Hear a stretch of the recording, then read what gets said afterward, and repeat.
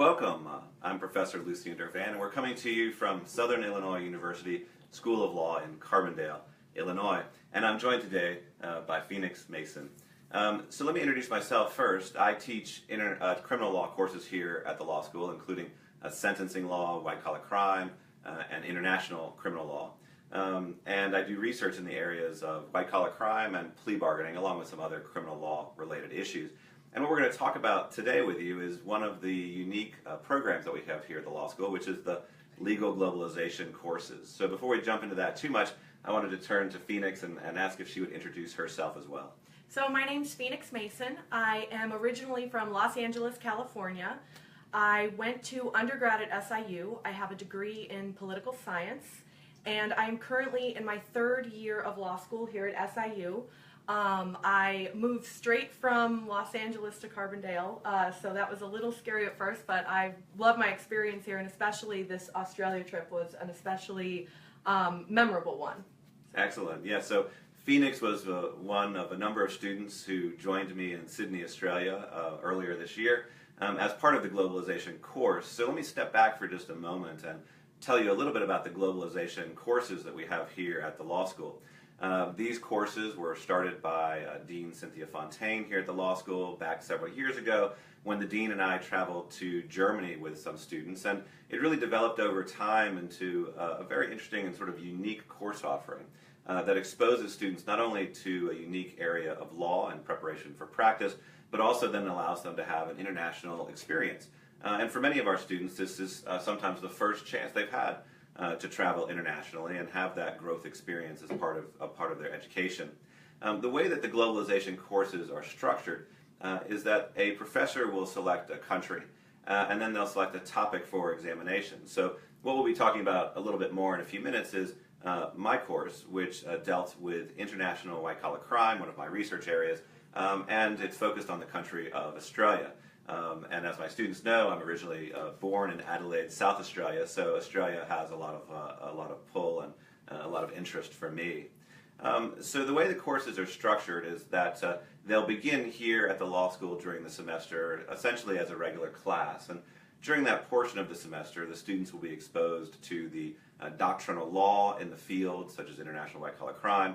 They'll be exposed to the procedural issues regarding to that area of practice. And then also they'll be given an introduction to the country in question. So when they arrive in that country, they'll have a strong background. So they're really prepared to have a unique and fulfilling experience, one that's very distinct from someone who sort of just shows up in the country without much background knowledge. The course then moves into the travel phase, which we did for just over a week during winter break this year, where you actually travel to the country in question. For us, that was Sydney, Australia. And you have the opportunity to meet with various practitioners, judges, potentially academics, and others in that country as a way of reinforcing and hearing about what's happening on the ground from the people who are actually practicing in that area right now.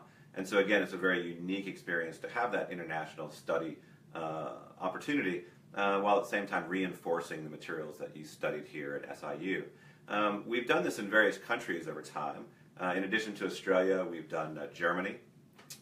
We have done Botswana, and we've done Cuba at this point. So a fairly wide and varied offering with regard to these globalization courses. So Phoenix, let me ask you first, just if you would focus maybe on the aspects of the course that we did here at the law school in preparation for traveling to Australia. And we'll begin with the doctrinal law and procedure that we studied. What are some of the takeaways that you garnered from the materials that we studied regarding international white-collar crime, and how did it prepare you for practice and add to your educational experience here?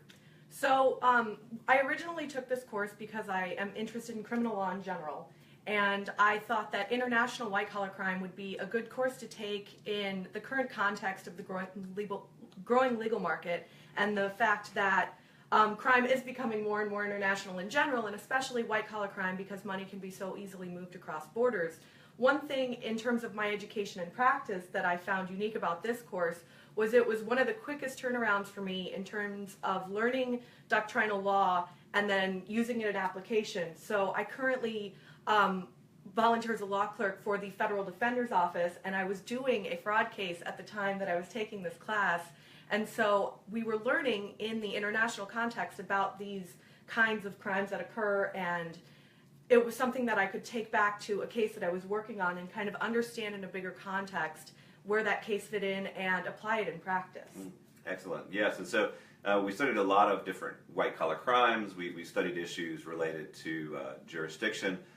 We talked about how you gather evidence in these cases. And a lot of what we were focusing on were tools that you can use in practice if you have a case, and even if the case isn't entirely international in nature. As you mentioned, a lot of the evidence today in cases is spread around the world, whether it be because of the use of international banking, or whether it be because you've used a cloud server that maybe is located in Northern Europe. And of course, most of them are, despite the fact they're right here on your phone, and that's because of data privacy laws. And so it's just a snippet of some of the materials that we studied in the course to get a better understanding of the issues of international white-collar crime.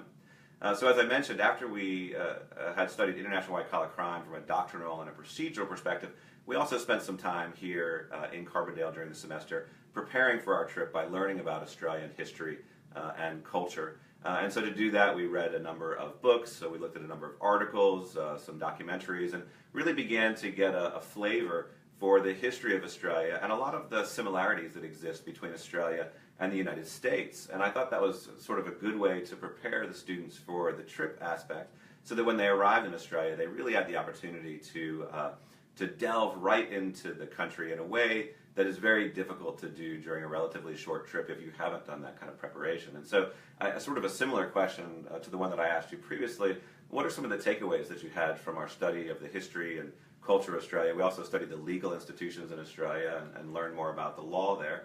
And how did those help prepare you for the trip so that you could make the most out of that experience? Well, one thing I will say, having traveled internationally before, I felt more prepared for this trip, and I feel like I got a lot more out of it because I felt like I understood the culture much better than other trips that I've taken. And so I did feel like I could just kind of jump right in and start my experience right at the airport. And so I think definitely learning the history and the context of Australia as an American was especially interesting, because Australian history seemed to be just like a continuation of American history after the Revolution. And so knowing that and kind of going in with that context and understanding where their country developed from and how their legal institutions came about in a historical context, and also just understanding some of the culture in terms of how to interact with people and how to really make sure that I get the most out of my experience by knowing how to get around and who to talk to and what to ask. I mean, all of those things are very important when you travel internationally, and so I think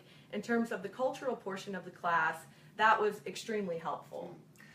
So as Phoenix has alluded to, we do have this trip that we go to, and a lot of what the trip is about is a learning experience unto itself. The ability to travel internationally, to grow, to gain independence and confidence through these types of opportunities is really, I think, an important part of this class, which is another reason I think it's so unique in that it has that travel portion.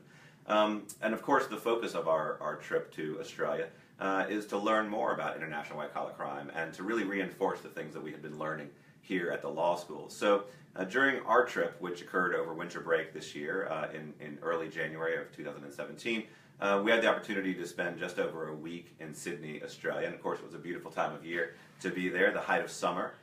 Very nice weather. We were very fortunate, I think, to have sort of perfect Australian weather.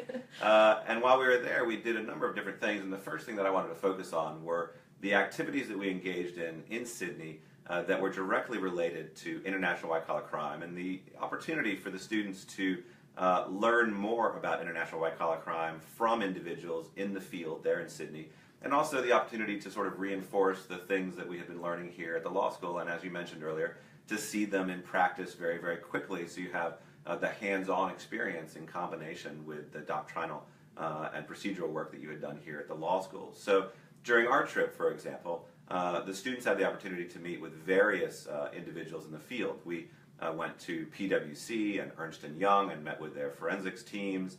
We had the opportunity to meet with Judge Zara on the New South Wales District Court, who is a judge who has a lot of experience with international fraud cases.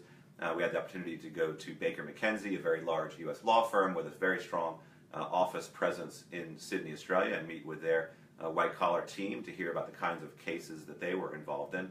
And we also had the chance to go to the U.S. consulate, where we met with the consul general, and we met with members of U.S. law enforcement, where they work that they were doing. So there were. I have a lot of job options that I didn't know existed in a lot of different places. So especially with like the enforcement agencies, those are American enforcement agencies in Sydney. And so that was something that I found extremely interesting. And then meeting with Judge Zara, I think, was a very unique experience, because you kind of get the inside scoop on not just the substantive law, we had a lot of background on that, but really like the procedure that goes into an Australian courtroom. And we got to watch morning proceedings, and it's very different. And so we got to see the wigs and kind of see all the differences between an Australian proceeding and an American one. But I think with meeting with all these people and meeting with Judge Zara and kind of seeing in context how everything that we had learned can be applied across the planet was a very unique experience. So. Yeah, it was interesting that during the coursework here in Carbondale, we had consistently talked about the globalization aspects of legal practice today, and how even in cases that are domestic in nature, there are these international components to them. And I think it was really reinforcing for the students to hear from the accounting firms, from the law firms, from the judges, from U.S. enforcement personnel, that that's exactly the case today. When we met with members of the IRS Enforcement Division, for example, who work in Sydney, they talked about the prevalence of international money laundering today, and how there's a very strong synergy between U.S. investigations and international investigations today in all different areas, simply because the world has grown very small when it comes to the issue of crime. And if you're interested in the issue of criminal law, and working as a prosecutor or a defense counsel or a judge or in any of these policy areas, you really will be involved in some international issues, simply because that's the way that this world is moving with regards to how criminal enterprises and individual criminal offenders are operating today, and trying to move their money and mask their behavior. So along with the chance to interact with practitioners, to have those very valuable experiences, such as sitting in an Australian court and watching criminal proceedings and learning the differences, meeting with enforcement personnel, etc. We also had the opportunity to expand our understanding of Australian history and culture by having those types of experiences as well. One of the really special events that we have is the first evening that we were in Australia. As part of the program, we had a welcome dinner, and that was a dinner that was hosted by Australian Aboriginal elders who welcomed us to Australia.